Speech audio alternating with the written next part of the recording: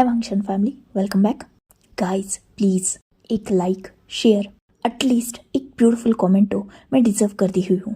And if you are new, please subscribe my channel. Let's start new chapter. Jin Guangshan, madam Jin, Jiang Fengmian और madam you, इन चारों के नफरत की आग में दो ब्यूटीफुल कपल्स जल के राख हो चुके थे। वैसे तो उस आग में दो और जिंदगियां लगभग खत्म होने के कगार पर थी, पर जैसे तैसे करके विंग और वांगजी उस रात को सरवाइव कर गए। चिंगेजुन, लैन ई, वी चांसे और कांसे सरन, इन चारों के डेथ की कोई भी इन्वेस्टिगेशन नहीं हुई। रीजन बहुत सिंपल था, कैसल में आग लगी थी और इन चारों ने भी उन चारों को मारकर फिर से कैसल में उनकी डेथ बॉडीज को फेंक दिया था। साथ ही उन्हें जला भी दिया था ताकि ये सिर्फ नॉर्मल फायर एक्सीडेंट लगे, और ऐसा हुआ भी। पूरे कल्टीवेशन वर्ल्ड में यही बात फैल गई कि एम्परर, एम्प्रेस, वॉरलॉर्ड और उनकी वाइफ, इनफैक्ट फ्यूचर हायर और वॉरलॉर्ड का ओमेगा सन भी उसी आग में जलकर मर चुके हैं।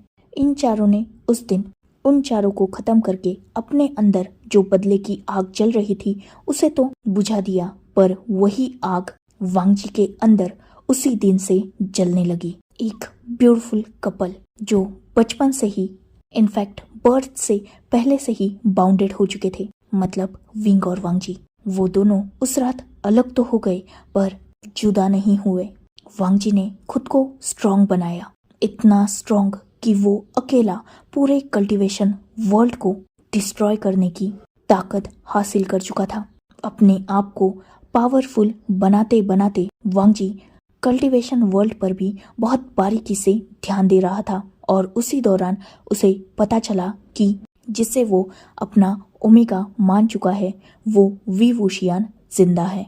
पर ये बात वांगजी को बहुत लेट पता चली। इनफैक्ट तब पता चली जब विंग 15 इयर्स एज का था और वो वॉर लॉर्ड की पोजीशन हासिल कर चुका था।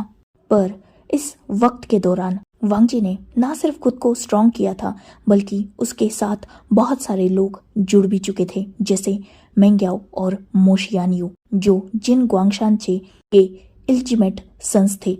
ब्रोथल के चलने के बाद मेंग्याओ अपने लिटिल ब्रदर को लेकर जिन गुआंगशान से बचता भाग रहा था, और तभी उसकी मुलाकात लान वांगजी से हुई थी। लान वांगजी उन दोनों को बहुत बुरी हालत में देख सकता था। मेंग्याओ की उम्र वांगजी से जब वो मिला तब ज्यादा नहीं थी। तब वांगजी 15 साल का था, मेंग्याओ 14 साल का था और मोश शियानियो 13 साल का था, और तभी से वो वांगजी के साथ है। जब मेंग्याओ को पता चला था कि वांगजी उसी के फादर के खिलाफ जंग लड़ने वाला है, तो मेंग्याओ, जिसके दिल में ऑलरेडी अपने फादर के लिए नफरत थी, वो भी उसमें ज्वाइंट हो गया। और तब से मेंग्याओ ने वांगजी के साथ मिलकर कल्टीवेशन प्रैक्टिस की। पर ऑब्वियसली वांगजी डार्क कल्टीवेशन प्रैक्टिस करता था, वही मेंग्याओ और मोशियानियो प्योर कल्टीवेशन टेक्निक्स यूज करते थे, क्योंकि उन दोनों की कोर बहुत वीक थी। वैसे तो बर्थ से ही वांगजी भी प्योर कल्टीवेशन ही सीखता आया था, मतलब उसके बॉडी में जो कोर थी वो प्योर एनर्जी को जानती थी। पर वांगजी के अंदर जो बदले की आग थी उसने वांगजी के कल्टीवेशन टेक्निक्स को चेंज कर दिया। जहां एक तरफ कल्टीवेशन वर्ल्ड में 5 साल की उम्र में ही विंग नी मिंजू के पास पहुंचा और नी मिंजू ने विंग की डार्क एनर्जी को लॉक कर दिया। रीजन बहुत सिंपल था, नी मिंजू डार्क एनर्जी का नॉलेज नहीं रखते थे, जिस वजह से उन्हें डर था कि कहीं ये डार्क एनर्जी विंग की बॉडी को और उसे कंट्रोल ना करने लगे। जो एनर्जी मिंजू के लिए बिल्कुल नई थी, तो उन्होंने उस एनर्जी पर थोड़ा रिसर्च किया और उसे विंग की बॉडी में ही लॉक कर दिया और विंग की प्योर एनर्जी को बढ़ाना स्टार्ट कर दिया। इनफैक्ट विंग जो अपने फेस को मास्क से कवर करता था, उसका रीजन भी नी मिंजू थे। नी मिंजू विंग को देखते ही समझ चुके थे कि विंग भी बिल्कुल अपने मदर की तरह बहुत ज़्यादा ब्यूटीफुल और अट्रैक्टिव है। इनफैक्ट विंग जब उनके पास था तब विंग के साथ एक छोटा सा इंसिडेंस भी हुआ था जिसमें मिंजू के ही कुछ गार्ड्स ने विंग को हरेस करने की कोशिश की थी और उसी के बाद मिंजू ने विंग को वो फेस मास्क दिया और उसे अपने फेस को कवर करने का कहा। विंग भी मिंजू को अपना बिग ब्रदर या शिजुन समझता था, इसीलिए उसने मिंजू की हर बात को एक्सेप्ट किया और अपने फेस को मास्क के पीछे कवर कर लिया। मिंजू बहुत पहले से ही विंग को बस प्रोटेक्ट कर रहे थे। उन्होंने विंग को पावरफुल बनाया और बाद में विंग उन्हीं की वजह से वॉर लॉर्ड बना। इनफैक्ट विंग जो आज अपनी पावर्स को कंट्रोल कर पाता है वो भी बस नी मिंजू की वजह से। विंग डार्क एनर्जी छोड़कर प्योर एनर्जी कल्टीवेट करता था, वही वांगजी प्योर एनर्जी छोड़कर डार्क एनर्जी कल्टीवेट करने लगा था। वांगजी खुद को स्ट्रांग बना रहा था, वही दूसरी तरफ वो इंतजार कर रहा था अपने ओमेगा के 18 इयर्स कंप्लीट होने का। ऑलरेडी वांगजी को जब विंग के बारे में पता चला तब वो वॉर लॉर्ड बन चुका था और वांगजी को ये भी पता था कि विंग जियांग फैंगमियान और मैडम यू के हाथ की कठपुतली है। तो वांगजी को सबसे पहले तो कल्टीवेशन वर्ल्ड को अपने कंट्रोल में लेना होगा, पर ये आसान नहीं था क्योंकि वॉर लॉर्ड विंग था और विंग के होते हुए वांगजी जीत नहीं सकता था। विंग में वांगजी से भी ज्यादा पावर्स थी, ये बात वांगजी बहुत पहले से जानता था। इनफैक्ट ये बात उसे ई ने बताई थी।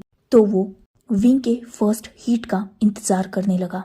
जैसे ही विंग फर्स्ट हीट में आया तब बिना किसी को बताए विंग अपने आप ही कहीं निकल गया, पर जाने से पहले उसने फैंगमियान और मैडम यू को एक तालिस्मा दिया था ताकि मुसीबत में वो विंग को बुला पाए। वांगजी इसी समय का तो इंतजार कर रहा था। जैसे ही विंग कल्टीवेशन वर्ल्ड से बाहर गया, वांगजी ने तुरंत कल्टीवेशन वर्ल्ड पर अटैक कर दिया। इस अटैक के लिए कोई भी रेडी नहीं था, जिस वजह से सब हार गए। वैसे भी लैन फैमिली ऑलरेडी वांगजी के कहने पर काम कर रही थी, इसलिए सबसे पहले सरेंडर करने वाला लैन क्लैन था, मतलब लैन सिचैन और लैन कुरन ने ही सबसे पहले गिव अप कर दिया था। यही रीजन था कि वांगजी इतनी जल्दी ये वॉर जीत पाया, वरना सिचैन भी बहुत स्ट्रॉन्ग कॉम्पिटिटर थे।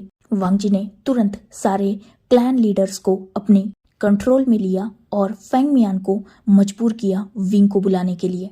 जैसे ही विंग वांगजी के सामने आया, वांगजी ने बिना वक्त गवाए उसे मजबूर किया, थ्रेड किया ताकि विंग उसकी बात को मान जाए। ई ने वांगजी को कहा था कि विंग को उसके फर्स्ट हीट में मार्क करना जरूरी है, जिससे वांगजी उसका मेट बन जाएगा और वांगजी ने वैसे ही किया। वांगजी ने विंग के ओमेगा को कंट्रोल करके उसे मार्क किया और मार्क करते ही वांगजी समझ चुका था कि विंग की पावर्स कितनी ज्यादा है। जैसा कि ई ने वांगजी को बताया था, 18 इयर्स कंप्लीट होते ही फर्स्ट हीट में ही विंग की पावर्स इंक्रीज होने लगी थी और सच में विंग को मेट की जरूरत थी ताकि उसका मेट उन पावर्स को स्टेबलाइज कर सके। लैनी का वो वर्ड वांगजी को बहुत अच्छी तरीके से याद था कि विंग की पावर्स ही उसकी सबसे बड़ी ताकत भी है और कमजोरी भी। इनफैक्ट विंग की सबसे बड़ी दुश्मन ही विंग की खुद की पावर्स थी।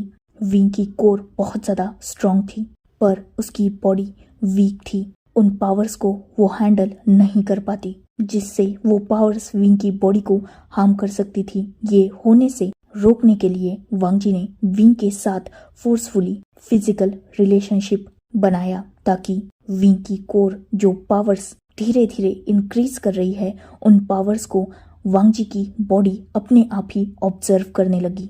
ऑब्वियसली वांगजी की कोर स्ट्रांग थी, मोस्ट इम्पोर्टेंट उसमें नेगेटिव एनर्जी थी। वो डार्क कल्टीवेटर था, जिस वजह से वो प्योर एनर्जी वांगजी का कुछ नहीं बिगाड़ सकती थी। इनफैक्ट वांगजी की बॉडी उसे सोक कर रही थी, जिस वजह से विंग की गोल्डन कोर जो पावर्स इंक्रीज कर रही थी वो विंग की बॉडी को हार्म नहीं कर रही थी। ऑलरेडी वांगजी ने विंग के साथ फोर्सफुली उसकी हीट तो स्पेंड कर दी थी, जिस वजह से वांगजी विंग की नजरों में गलत बन चुका था, पर विंग वांगजी की नजरों में बहुत ज्यादा प्योर था। यही रीजन था कि हीट के खत्म होते ही वांगजी ने तुरंत विंग के साथ वेडिंग की ताकि विंग को कोई भी गलत नज़रों से ना देख पाए और वो वांगजी का मेट कहलाएगा और एम्परर की एम्प्रेस। उसके बाद वांगजी ने विंग को कंट्रोल करना स्टार्ट किया। इसका बहुत बड़ा रीज़न था, विंग अपनी फैमिली से नहीं मिल सकता था। ये वांगजी का ऑर्डर था ताकि वांगजी की टेंशन थोड़ी कम हो पाए और जियांग फैमिली विंग को हर्ट ना कर पाए। वांगजी विंग को फेस मास्क पहनने के लिए बाद में खुद फोर्स करने लगा क्योंकि वांगजी ऑलरेडी जिन गुआंगशान, जियांग फैंगमियान, जियांग चैंग और जिन जीशुआन के गंदे इरादों के बारे में जानता था और वो बस अपने ओमेगा को प्रोटेक्ट करना चाहता था। वेडिंग में वांगजी ने शुयांग और शाओ शिनचैन को अलाउ किया विंग के फैमिली की जगह पर। रीजन बहुत बड़ा था। शुयांग विंग का अंकल है, मतलब बाओशे सरन का सन और कांसे सरन का ब्रदर। शुयांग ने ही वांगजी को डार्क कल्टीवेशन सिखाई और वो सबसे स्ट्रांग था, इसीलिए वांगजी ने उसे ही वॉर लॉर्ड बनाया था। वांगजी विंग को ये सारी बातें बहुत पहले ही बताना चाहता था। इनफैक्ट उसने कोशिश भी की थी, पर विंग जो वांगजी को ऑलरेडी गलत समझ के बैठा था, वो वांगजी की किसी भी बात को मानने वाला नहीं था। वांगजी विंग से बहुत प्यार करता था, इनफैक्ट बचपन से करता था, पर जब वो विंग के पास पहुंचा तब विंग को कुछ भी एक्सप्लेन करने का चांस वांगजी को मिला ही नहीं, क्योंकि ऑलरेडी विंग हीट में था। उसकी पावर्स की वजह से वांगजी को कैसे भी करके विंग को अपना बनाना था। वो रिस्क नहीं ले सकता था विंग की जान के साथ, इसीलिए उसे उस वक्त जो सही लगा वो उसने कर दिया। उसने फोर्सफुली विंग के साथ मीटिंग की, उसे मार किया, उसके साथ शादी की और उसके बाद उसने वेडिंग नाइट को विंग को जब समझाने की या कुछ बोलने की कोशिश भी की तब विंग ऑलरेडी वांगजी के सामने सरेंडर कर चुका था। यही रीजन था कि वेडिंग नाइट के दिन वांगजी ने विंग से वादा लिया और वो विंग को फोर्स करने लगा कि विंग वांगजी से प्यार करने लगे। वांगजी आज तक बदले की आग में जलता आया था, तो अपने प्यार को कैसे दिखाना है, कैसे प्यार को वर्ड्स में डिस्क्राइब किया जाता है, ये बात उसे पता ही नहीं थी। उसे पता था नफरत, रिवेंज कैसे लिया जाता है, प्लान्स कैसे बनाए जाते हैं, इस बात की अच्छी तरीके से आइडिया वांगजी को थी, पर विंग को अपने प्यार में कैसे डालना है ये बात वांगजी ने कभी सोची ही नहीं। और जब सोची तब तक बहुत देर हो चुकी थी। विंग ऑलरेडी वांगजी को गलत समझने लगा था, पर फिलहाल ये वक्त विंग को समझाने का नहीं था, क्योंकि ऑलरेडी जिन फैमिली और जियांग फैमिली आज़ाद घूम रहे थे। मोस्ट इम्पॉर्टेंट, वो अब विंग को ही अपने प्लान में शामिल करके फिर से उस कल्टीवेशन वर्ल्ड का, वो एम्परर का थ्रोन हासिल करना चाहते थे। और अगर विंग वांगजी के सामने खड़ा होता तो इस बार भी वांगजी विंग से जीत नहीं पाता। यही रीजन था कि वांगजी सही समय का इंतजार कर रहा था। वांगजी को एक बहुत शॉकिंग बात पता चली थी। जियांग क्लैन इतना नीचे गिर चुका था पावर्स की वजह से कि वो सब मिलकर विंग को एक हर्ब देते थे उसके खाने में मिलाकर। वो हर्ब ऑलरेडी कल्टीवेशन वर्ल्ड में बैन कर दी गई थी, क्योंकि वो हर्ब इतनी ज़्यादा डेंजरस या यूँ कहा जाए इफेक्टेड थी कि नॉर्मल कल्टीवेटर को वो हर्ब नॉर्मली हर रोज के खाने में दी जाती तो वो कल्टीवेटर के पावर्स को इंक्रीज करने की और कल्टीवेटर को स्ट्रॉन्ग बनाने के काम में आती थी। पर उस हर्ब के बहुत सारे साइड इफेक्ट थे। वो हर्ब जितना कोर को स्ट्रॉन्ग बनाती थी उतना ही हार्म बाद में कल्टीवेटर के बॉडी को करती थी। वो धीरे धीरे कल्टीवेटर के गोल्डन कोर को खत्म करने लगती थी, पर ये प्रोसेस बहुत स्लो होता था। धीरे धीरे वो कल्टीवेटर ना सिर्फ अपनी कोर खोता बल्कि एक वक्त के बाद वो अपनी जान भी खो देता। जियांग फैमिली हर वॉर से पहले विंग को वो हर्ब खाने में मिलाकर देती थी। इनफैक्ट यही काम यानली यहाँ भी कर रही थी। जब भी विंग वांगजी से छुपकर जियांग फैमिली से मिलने जाता तो यानली उसे लोटस सूप पिलाती थी जिसमें वो हर्ब्स मिक्स होती थी। और यही रीज़न था कि विंग जब भी जियांग फैमिली से मिल के आता तो वांगजी उसके साथ इतना रफ बिहेव करता ताकि विंग के अंदर जो पावर्स इंक्रीज हो रही है उस हव की वजह से वो पावर्स वांगजी तुरंत ही ऑब्जर्व कर ले और विंग की बॉडी को वो हब साथ ही विंग की पावर्स भी कोई हार्म ना कर पाए। पर विंग को ये गलत लगता था। उसे लगता था कि वांगजी उसकी बॉडी का यूज कर रहा है, पर वांगजी इस डाउट को भी क्लियर नहीं कर सकता था क्योंकि विंग जियांग फैमिली के प्यार में इतना अंधा था कि उसने एक बार भी इन सब चीजों पर ध्यान दिया ही नहीं। वांगजी विंग को अपना स्लेव बनाना नहीं चाहता था, पर वो मजबूर था क्योंकि विंग को जियांग फैमिली गलत लगती ही नहीं थी।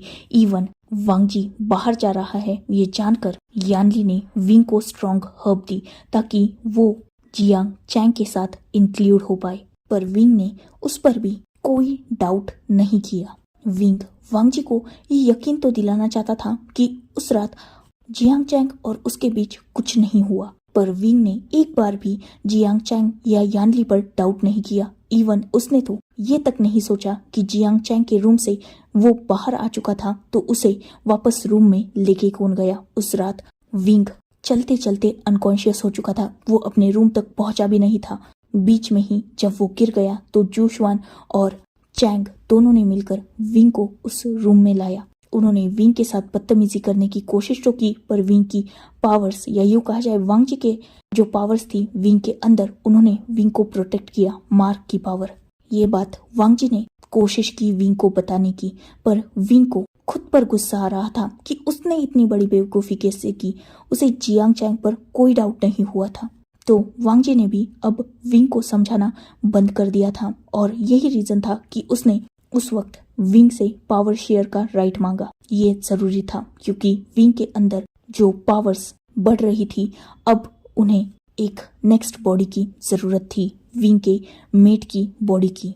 विंग को इमोशनली वीक करके वांगजी ने जब पावर शेयरिंग का राइट हासिल किया तब जाकर कहीं वांगजी ने विंग को पावर शेयर होने के बाद मेडिटेशन का हक दिया, क्योंकि ऑलरेडी हर्ब्स की वजह से विंग की पावर्स हर रोज इंक्रीज हो रही थी। अगर वो और मेडिटेशन करता तो उसकी पावर और बढ़ जाती और वो विंग की बॉडी को हार्म करती। तो वांगजी ने विंग को प्रोटेक्ट करने के लिए उसका मेडिटेशन बंद करवा दिया था और बाद में उसने शेयर होने के बाद फिर से मेडिटेशन स्टार्ट किया, क्योंकि अब वांगजी जानता था कि वो विंग की पावर्स को अपनी बॉडी में भी मेंटेन कर सकता है।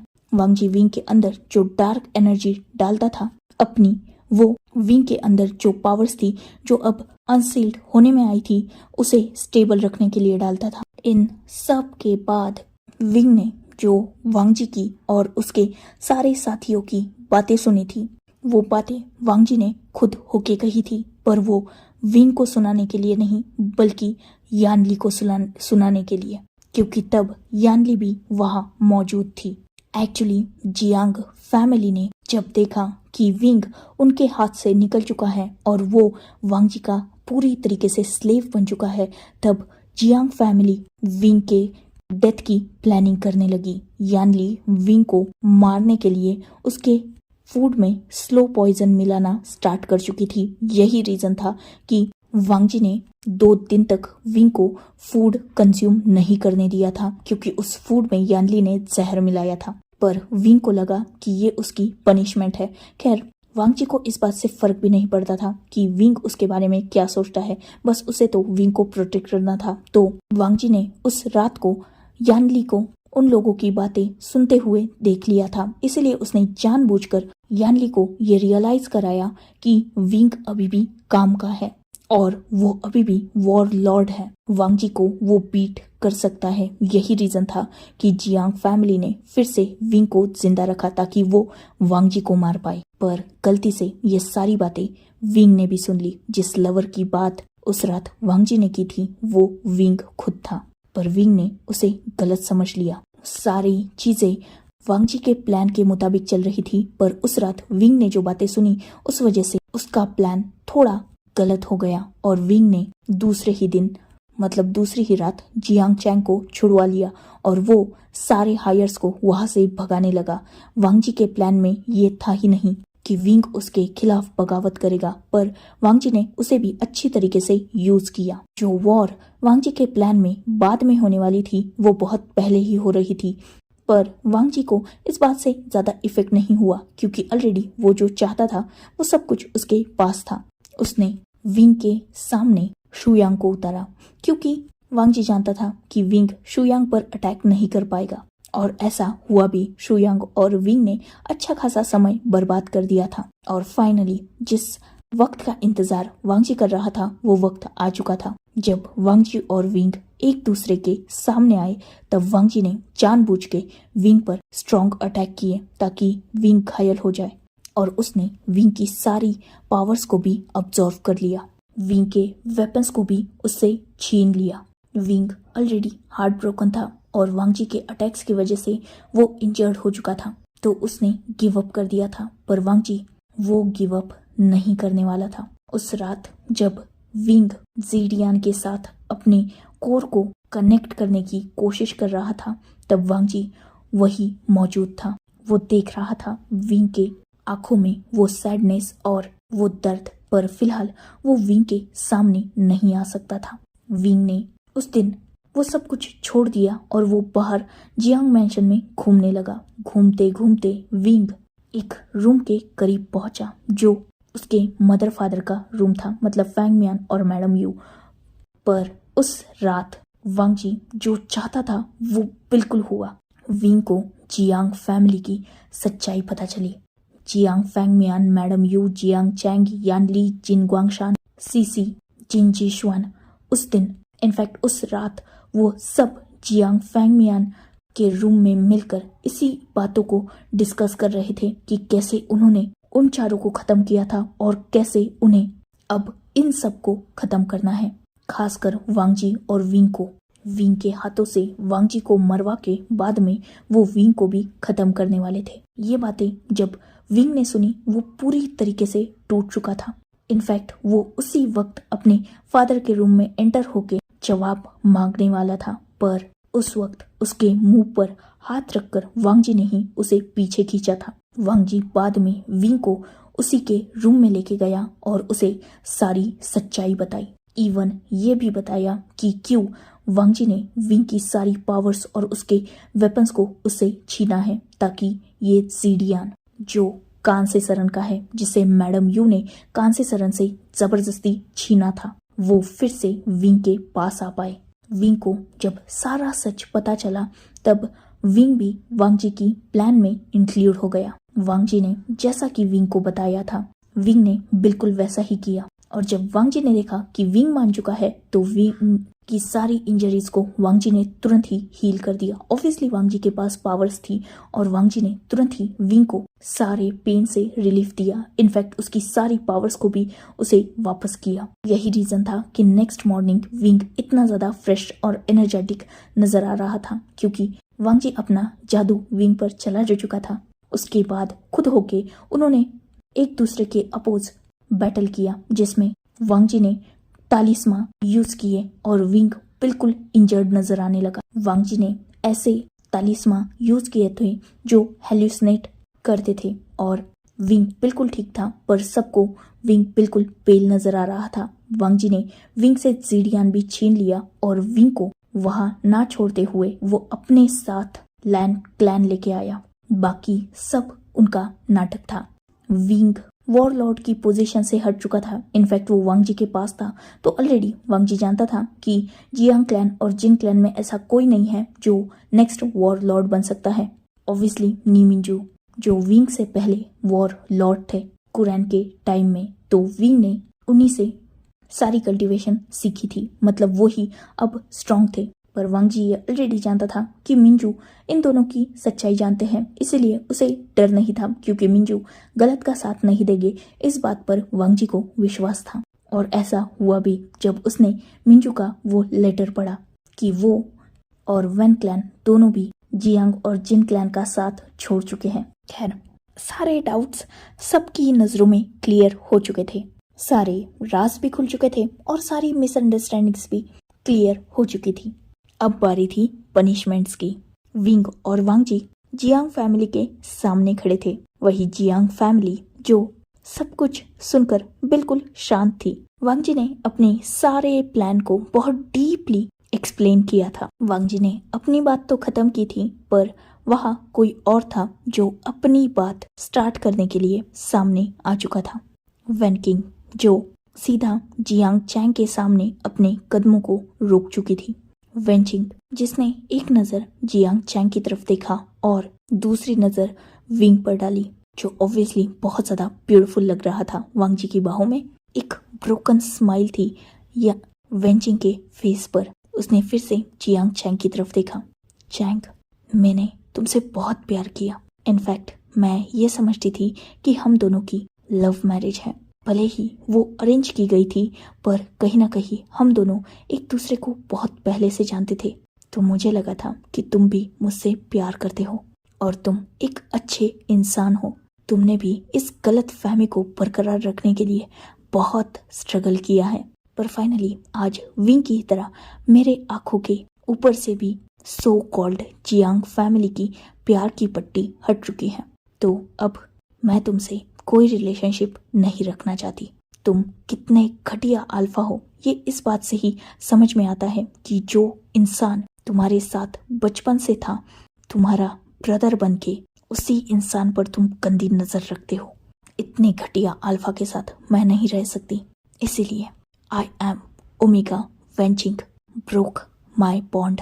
आई will reject you and not consider you as my alpha.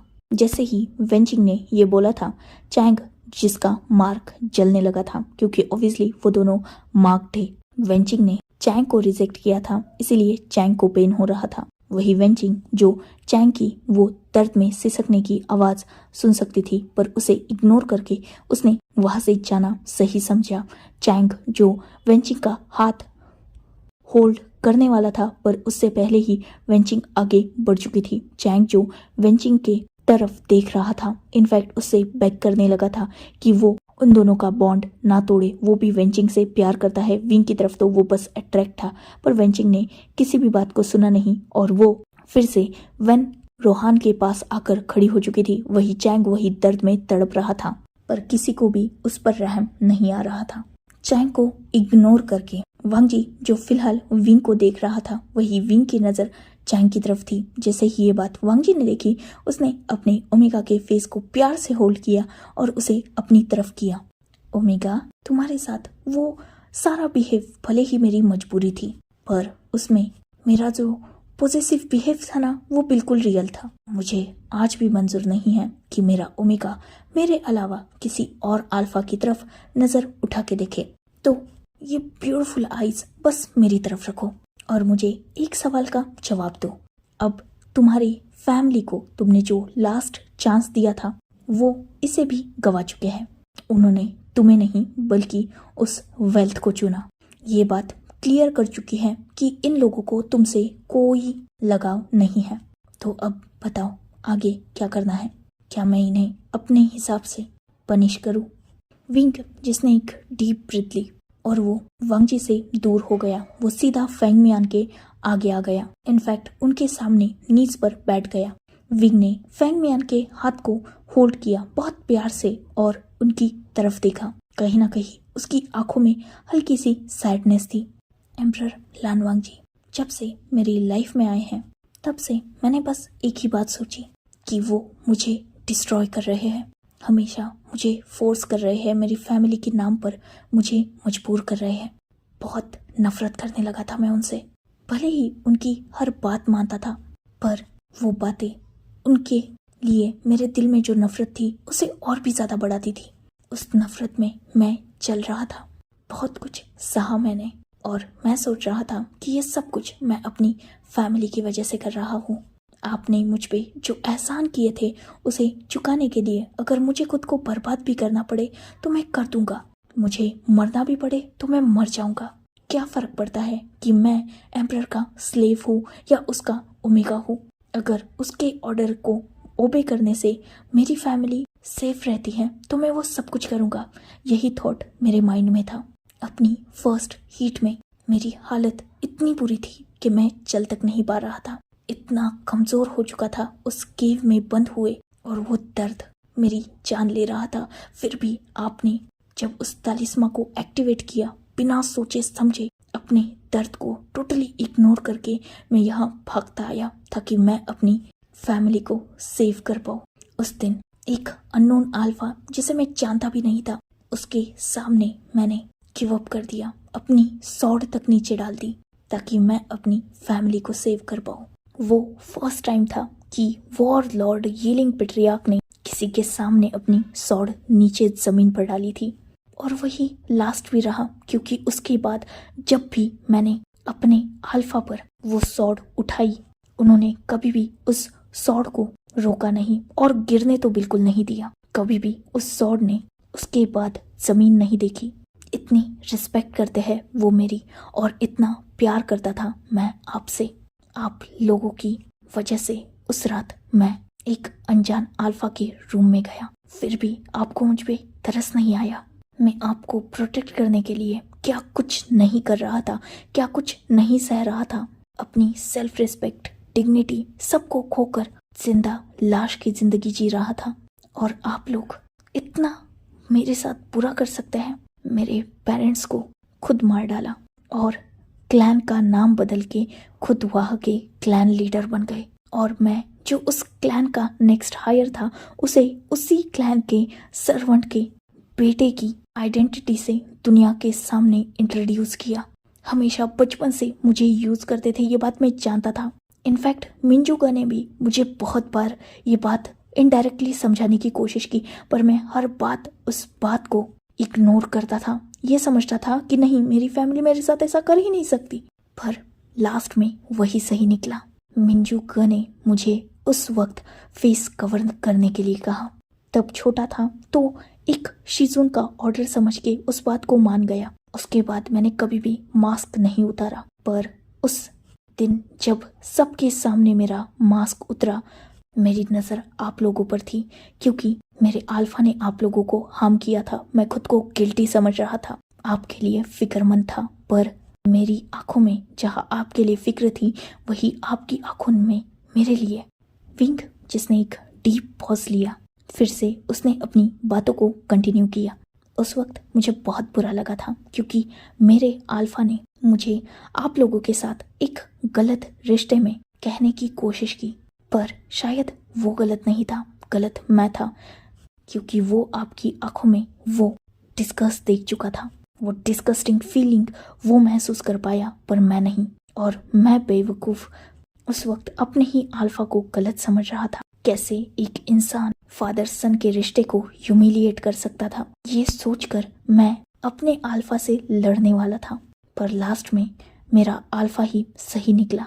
उसने उस वक्त मेरे साथ जो कुछ भी किया ना, वो बिल्कुल सही था। मैं वो पनिशमेंट डिजर्व करता था, क्योंकि मैं बेवकूफ़ था। मैं बचपन से बेवकूफ़ बनता आया और आज तक भी बेवकूफ़ बना हूँ।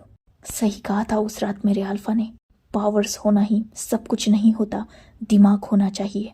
मैं बेवकूफ़ हूँ और मेरे पास पावर्स बहुत सारी है, पर मैं इमोशंस के हाथों मजबूर होके गलत का साथ देता आया।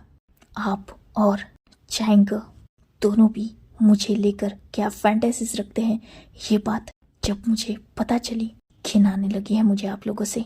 पर फिर भी मैंने एक ट्राई किया। मेरा अल्फा तो आपको बहुत पहले ही ख़त्म करना चाहता था, पर फिर भी मैंने उसे रोका और उसे मजबूर किया कि वो आप लोगों को जिंदा यहाँ लेके आ सके। एक लास्ट ऑप्शन दिया था मेरे अल्फा ने मुझे, और मैंने आप लोगों को चेन्स में बंद के आया था मैं आपके सामने। मेरी हालत इतनी बुरी देखकर भी आप लोगों को मुझ पे रहम नहीं आया। मेरी गोल्डन कोर डिस्ट्रॉय हो चुकी है, ये जानकर आप लोगों ने तुरंत ही मुझे ट्रश की तरह थ्रो कर दिया और फिर से उस क्लैन को चुना जो क्लैन कभी मेरा ही था। सौंप दिया मुझे एक ऐसे इंसान के हाथ में जो क्रूअल है, ये बात आप भी जानते हैं। सच में आप लोग मेरे प्यार के लायक नहीं हैं, तो अब मैं भी आप लोगों को अपने प्यार के लायक नहीं समझता।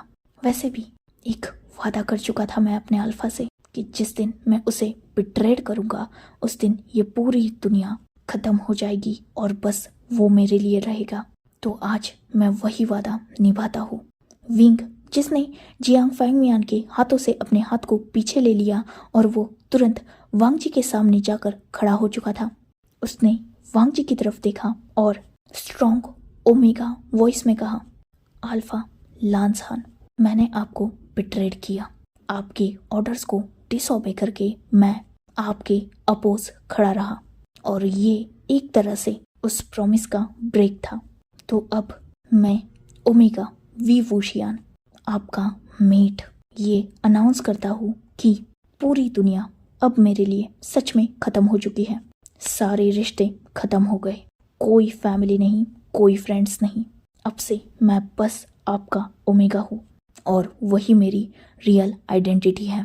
तो अब इसी अकॉर्डिंग मैं अल्फा, मुझे कोई फ़र्क नहीं पड़ता कि आप इन लोगों के साथ क्या करेंगे। आपका जो डिसीजन होगा मैं उसे एक्सेप्ट करूँगा। इनफैक्ट उसमें मैं इंटरफेयर करूँगा ही नहीं।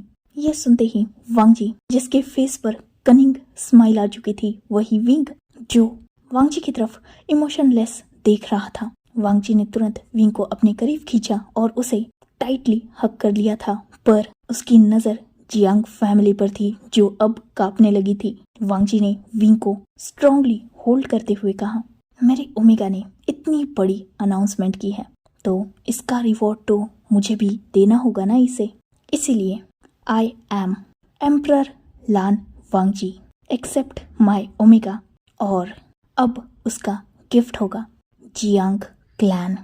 जियांग फैंगमियान और मैडम यू ने जिस क्लैन को मेरे ओमेगा के पेरेंट्स से छीना था, जिसकी लालच में उन्होंने मेरे और मेरे ओमेगा को ऑर्फन कर दिया, अब वही क्लैन मेरे ओमेगा का रहेगा और वो थ्रोन मेरा ओमेगा अब जियांग नहीं, अब उसका नाम होगा वे क्लैन और वी वूशियान होगा वहाँ का न्यू क्लैन लीडर। और ये मेरा गिफ्ट है मेरे ओमेगा के लिए। वांग जी, जिसकी स्माइल बढ़ चुकी थी, वही जियांग फैमिली का फेस पेल गिर चुका था। So enough for today. Let's take a break. Next chapter in next video. If you like my explanation, like, comment and subscribe my channel. Hopefully you all are enjoying this fan fiction. Goodbye, take care, enjoy your beautiful life.